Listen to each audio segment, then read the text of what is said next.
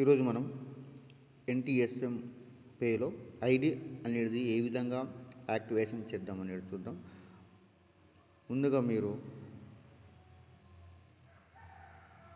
ఇక్కడ ఉంది కదా, పైన యాడ్ మనీ అనేది ఆప్షన్ మనకు కనిపిస్తున్నది. యాడ్ మనీ నేను మార్క్ పెట్టాను, దానిపైన మీరు క్లిక్ చేసేయండి. క్లిక్ చేసిన తర్వాత అక్కడ అమౌంట్ వేయండి.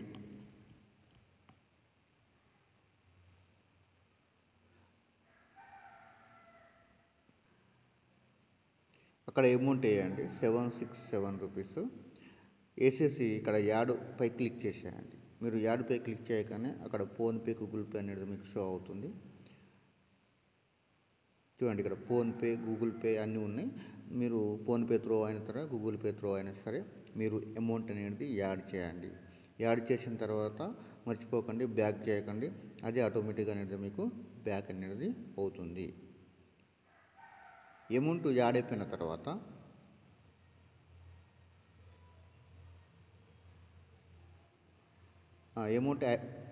తర్వాత మీరు పైన మళ్ళీ 3 లైన్పై క్లిక్ చేసేయండి. ఇక్కడ మార్క్ ఇచ్చాను చూడండి, ఇక్కడ 3 లైన్పై క్లిక్ చేసేసి ఇక్కడ సబ్స్క్రైబర్ నంబర్ ఉంది కదా, ఇక్కడ చూడండి, ఇక్కడ కనిపిస్తుంది కదా, మార్క్ వేసాను. దానిపైన మీరు క్లిక్ చేసేసి అక్కడ స్పాన్సర్ ఐడి ఏదైతే మీకున్నదో, మీ స్పాన్సర్ ఐడి అయినా సరే, మీ డౌన్లైన్ స్పాన్సర్ ఐడి సరే, ఎవరైనా స్పాన్సర్ ఐడి అక్కడ వేసేయండి.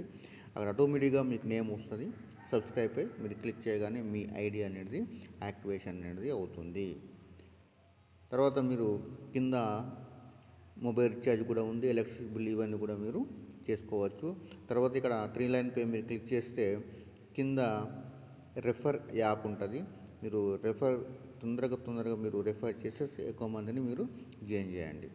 తర్వాత ఇక్కడ యాడ్ బ్యాంక్ ఉంటుంది, బ్యాంక్ యాడ్ చేసేసి మీరు అమౌంట్ని కూడా మీరు విత్డ్రా అనేది పెట్టుకోవచ్చు.